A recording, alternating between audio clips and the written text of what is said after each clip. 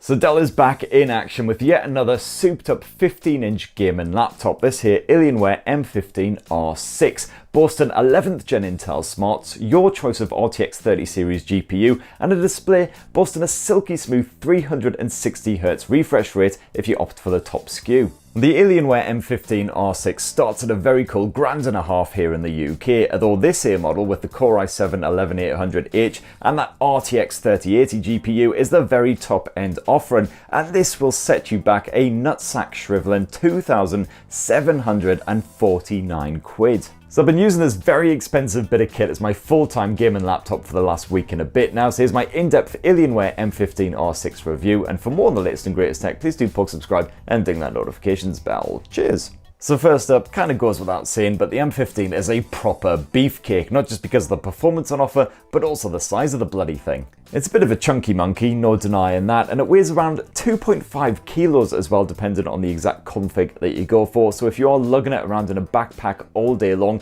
you'll certainly start to feel your spine compress by the end of that day. Definitely not great news if you're already a proper short arse like myself. The Alienware M15 R6 is unmistakably a gaming machine. As usual, that visual flair is about as subtle as a kick in the cock, with that shiny alien head lid logo, and of course the power button too, plus that glowing exhaust around back. So yeah, this thing would basically stick out in a business meeting like a juicy sausage sat there all proud at a salad buffet. But the good news is you can change the colours of those glowing elements to suit your mood, so a lovely light blue for those happier times, or a deep crimson red when you're getting your bloodletting on. And actually the aesthetics are fairly toned down compared with some of the Alienwares of yesteryear, the ones I used to review like a decade ago in my good old Wart laptop days. I'm talking about the ones that actually looked like a crashed UFO. So I actually found myself quite liking the moody design here, contrasted with those brighter light up elements. And yeah, you do only get the single colour option here on the Alienware M15 R6, but I do love how it's called Dark Side of the Moon. Kind of makes me want to slap on some flares and then light up a spliff. Just kind of gutted I've got no chance of growing out an afro. And the port selection is rather respectable too, no big omissions. So over on the right edge you've got a pair of Type A USB 3.2 ports, one with PowerShare support. On the back end you've got a USB 3.2 Type-C port with Thunderbolt 4 and DisplayPort 1.4 support, as well as a Type A USB 3.2 Gen 1 port and an HDMI 2.1 port for pumping out 4K 120Hz visuals on the external monitor of your choosing. And then over on the left edge you've got an RJ45 Ethernet port which can get you networking at up to 1 gigabit per second. So overall, despite the usual lack of subtlety, I do really like Dell's design work here, and that certainly extends to that mechanical keyboard as well, which feels proper premium, complete with some stainless steel switch action to ensure you get some real mileage out of this thing. It's a super quiet board even when you're mashing those keys at full pelt, with a shallow but still comfortable travel depth, plus well-sized keys for touch typing. Even the cursor keys are proper full-sized efforts. My only real complaint is that the media keys are housed down that right edge because the top end of the board is reserved for that hexagonal duct. And the Alienware's RGB backlighting is split into 4 different zones, and each zone can be individually customised with the colours bleeding into one another in a more satisfactory manner. You've got your usual bog standard 720p HD webcam housed in that reasonably skinny bezel just above the display.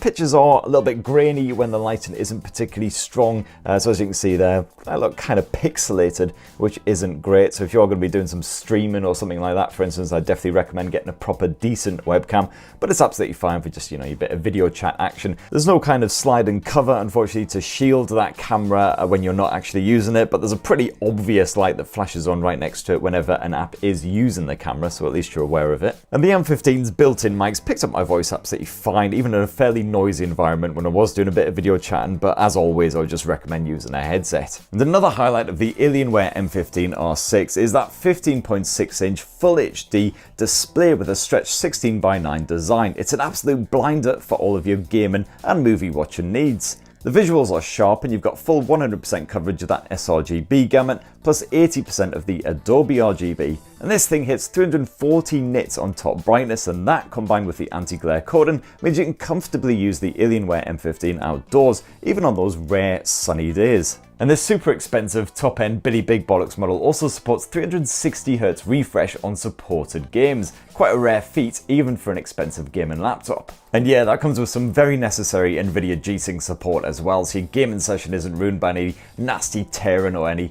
are the horrible visual issues. And the Alienware's stereo speaker setup is decent too, although don't expect that audio to rattle your eardrums on top volume. It's just about loud enough to enjoy some video, some movies, whatever, with a fair bit of ambient noise, but you'll definitely want to slap on some headphones when you're gaming to get a proper kick. Now, my review sample was powered by the 11th gen Intel Core 11800H chipset, although you can also pick up the Alienware M15 R6 in Core i5 or i9 flavors depending on your budget. And it also came with 32 gigs of DDR4 RAM stuffed inside, but you can halve that amount as well, again, if you want to shave a little bit of money off the cost. The good news is, even if you do go with the 16 gig version, you can then expand that memory later on using the two available SO-DIMM slots. And my review model came with the RTX 3080, but you do have the option of trimming that down to a 3060 or a 3070, again depending on your budget. The fairly simple and straightforward Alienware Command Center could be used to check on the CPU, the GPU and the memory usage at any moment, see if those resources have already been pushed to the limits, and you can also use the Command Center to toggle different performance and battery modes, as well as customizing the keyboard lighting and all of the usual gaming laptop fare. And when I got down to a good bit of benchmarking, I did see pretty average results for this kind of hardware in 3D Mark. We're talking around sort of 11,500-ish scores in each of my Time Spy runs,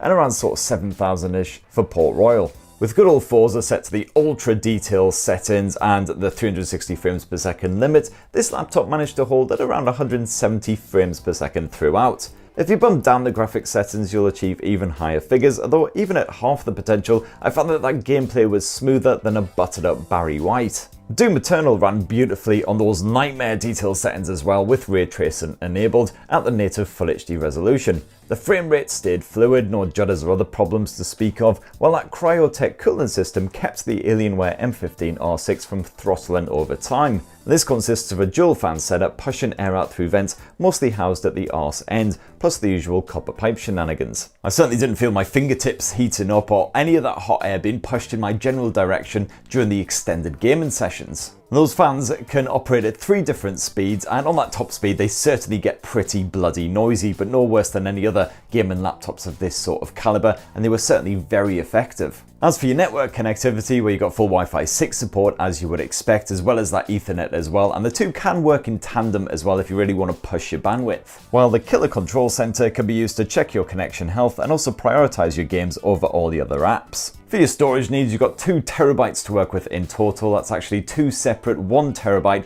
PCIe NVMe SSDs. And these are capable of over 3 gigabits per second read and write speed, so not the absolute best I've seen, but still more than fast enough to keep down those pesky load times. As for the battery life, well, as with other gaming laptops, it's not particularly great on this Alienware. You get between an hour and an hour and a half of full-on gaming per charge. Otherwise, if you're doing more casual tasks, you can expect between 3 to 4 hours. And that right there, in a nutshell, is my experience with the Alienware M15 R6 gaming laptop. As I say, the top end model, which costs close to $3,000. And certainly if you are a super demanding user, you want to be playing the latest AAA titles on those top end detail settings with a stunning frame rate, then definitely give it a look. Because although the benchmark and performances were just kind of average for the top end specs, I've got to say my gaming experience is absolutely flawless. So my only real complaint with this thing is that sky high asking price. And yes, the mild spinal compression when carrying around all day, but that's pretty much a hazard